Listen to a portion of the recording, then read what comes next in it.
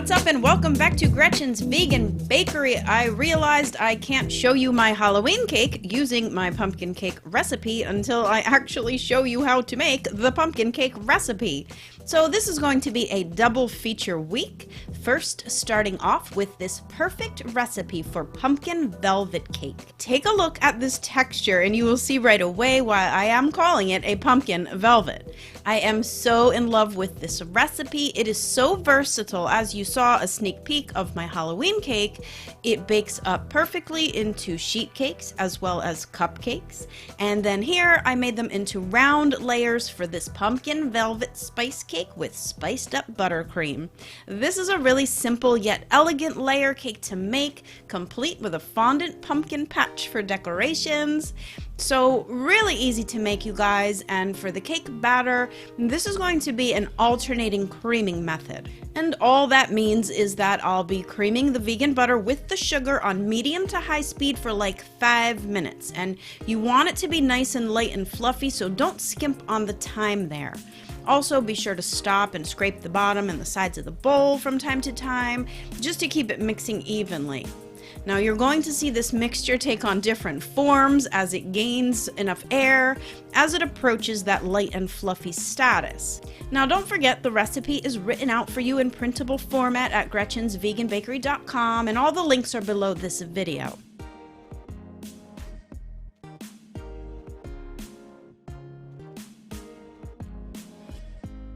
Now next I have my plant milk mixed with the vanilla extract, and I'm going to add about 1/4 cup of that into the creaming mixture. Now this is where we normally would have added the egg in a non-vegan recipe. So in it goes, and then give it a nice whipping on high speed. And now for the alternating part of this alternating creaming method, and that just means that you're going to add the dry ingredients, 1/3 of the entire amount, and then half of the remaining plant milk, and then another 1/3 of the dry, and then the other half of the plant milk, and then the last portion of the dry ingredients. And you don't have to mix it all the way through after each addition. It's just enough to kind of get it distributed evenly, so you don't really have to. It doesn't take like 10 minutes to mix out this recipe. It does go pretty quickly, and this is in real time.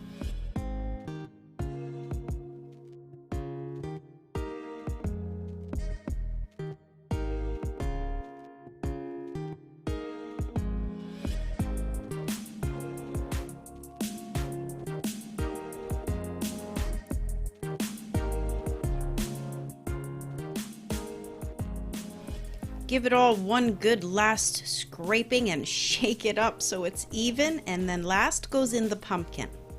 And then just give it a real good whipping at the end for just like 10 seconds. Now portion up the batter into your greased and parchment lined cake pans. And I'm using 3 7-inch cake pans, but if you don't have 7-inch pans and you only have 8-inch, then you'll just divide all the batter between both 8-inch pans into a preheated 350 degree Fahrenheit oven for just about 25 minutes for my 7-inch layers, or until a toothpick inserted in the center comes out with moist crumbs. Now flip them, cool them, and we can go ahead and make the pumpkin spice buttercream. I do have 4 different recipes for you to choose from on my blog, ranging from aquafaba Swiss meringue style, Italian meringue style, and a variation using flax seeds instead of chickpea water. And then the American style, which is what I'm using here because I'm super lazy and I do really like it. It's such a good recipe. I have in the past added pumpkin puree straight to the buttercream, but I do find this can easily make it break, especially if you're using one of those meringue style buttercreams. So an equally effective way to get the full flavor of pumpkin spice is just to jack this baby up with all the fall spices. You'll see it really takes on a perfect pumpkin spice without the added heaviness of using pumpkin. Alright, now to decorate this cake, and I am going super simple, buttercream filled and iced. And because this cake is quite dense, it's not really crumbly. I mean, it is a velvet cake after all. I didn't have to crumb coat it, and so that was kind of a nice little surprise. I just iced it straight away, and that was about it.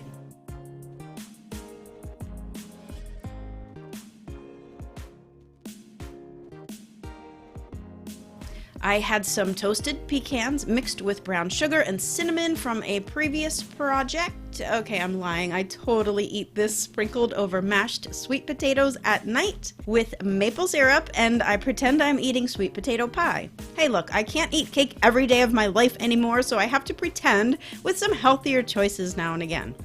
Okay, where was I? Oh yeah, just really decorate this cake any way that you like, but I did make some fondant pumpkins for a really cute pumpkin patch, and then I bought these really cute sugar leaves.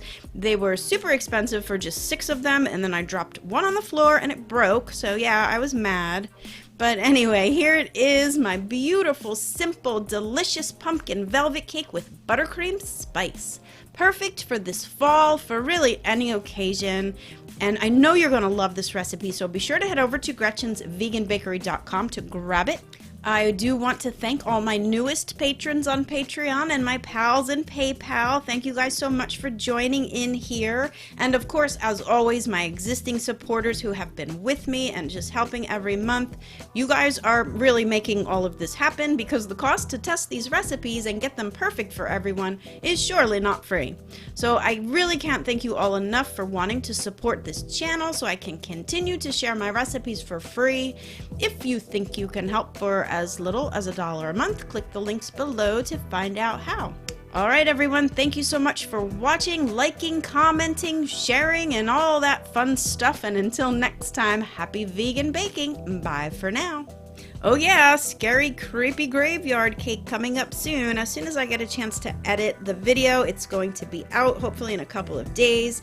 So I'm using this pumpkin cake recipe, obviously, for that cake as well, but you're going to really want to check out the decorations for that. I had a lot of fun with it. So yeah, check that one out coming up soon. All right, everyone. See you soon.